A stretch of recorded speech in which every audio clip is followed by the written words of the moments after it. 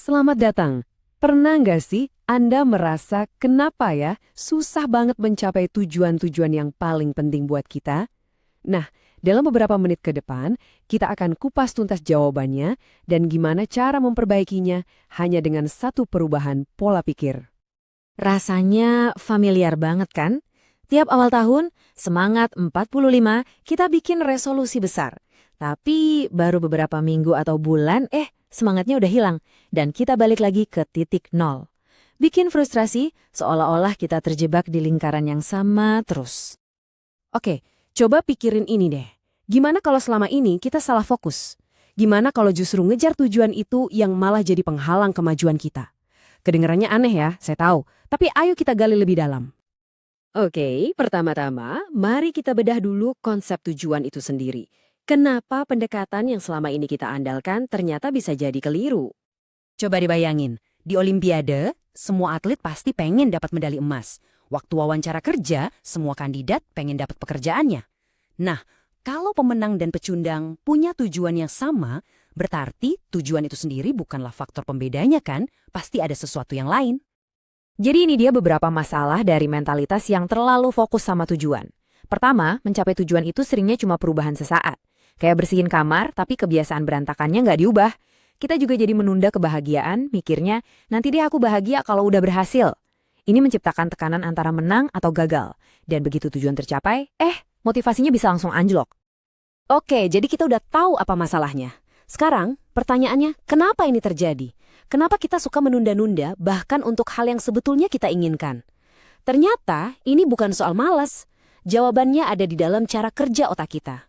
Pada dasarnya, otak kita itu dirancang untuk satu hal utama, bertahan hidup. Dan bagian dari strategi itu adalah menghemat energi sebanyak mungkin. Jadi, otak kita melihat segala sesuatu yang butuh usaha sebagai potensi ancaman atau pemborosan energi. Nah, begini cara kerjanya. Saat Anda dihadapkan sama tugas yang besar dan sulit, ada bagian otak namanya amigdala. Anggap aja ini satpam internal kita yang langsung nyalain alarm. Awas, ini susah, butuh banyak energi. Respons alami kita, ya mundur ke aktivitas yang gampang dan nyaman, kayak scroll media sosial atau ngemil. Inilah dasar biologis kenapa kita suka menunda.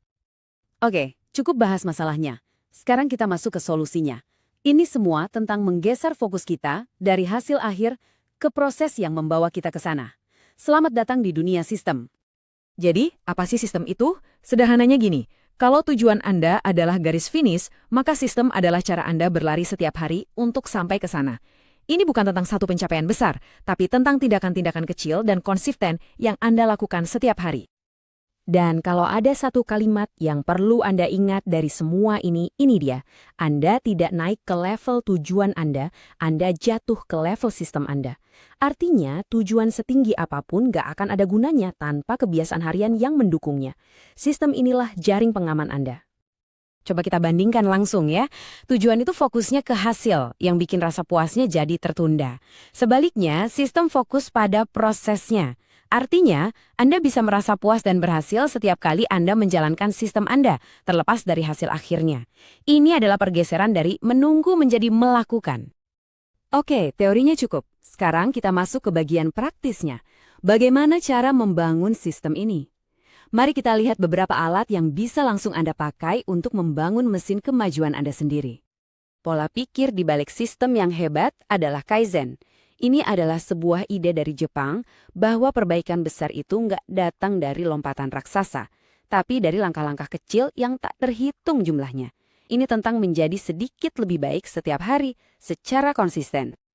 Alat praktis pertama kita untuk menerapkan Kaizen dimulai dari sini, dengan angka 2. Apa ya hubungannya angka ini dengan kemajuan? Inilah aturan 2 menit. Masih ingat kan respons ancaman dari otak kita tadi? Nah, aturan ini dirancang untuk mengakali sistem itu. Caranya, dengan membuat tugasnya jadi super kecil, yang cuma butuh 2 menit, kita menghilangkan sinyal bahaya itu. Kan susah ya buat nolak, baca satu paragraf aja. Dan ajaibnya, begitu kita mulai, momentum itu seringkali membawa kita lebih jauh. Jangan pernah remehkan kekuatan daftar periksa atau checklist. Secara psikologis ini ampuh banget. Setiap kali Anda mencentang satu tugas, otak Anda melepaskan sedikit dopamin, hormon rasa senang. Ini menciptakan semacam umpan balik positif yang bikin Anda termotivasi untuk terus maju. Ini seperti memberi hadiah kecil untuk otak Anda. Terakhir ada time blocking. Jadi daripada punya daftar tugas yang mengambang, Anda kasih setiap tugas itu sebuah rumah di kalender Anda. Ini cara yang proaktif untuk merancang hari Anda. Anda nggak perlu lagi bertanya-tanya, habis ini ngapain ya? Jadwal Anda sudah memberitahu Anda. Ini sangat mengurangi kelelahan dalam mengambil keputusan dan melindungi waktu Anda untuk hal-hal yang benar-benar penting. Jadi, saat kita merangkum semua ini, mari kita kembali ke pesan utamanya. Ini bukan tentang mencapai satu garis finish, tapi tentang belajar mencintai prosesnya, perjalanannya itu sendiri. Analogi ini dengan sangat baik menggambarkan perbedaannya. Tujuan itu sifatnya sementara. Begitu tercapai, permainannya selesai. Tapi sistem itu tentang membangun gaya hidup yang berkelanjutan.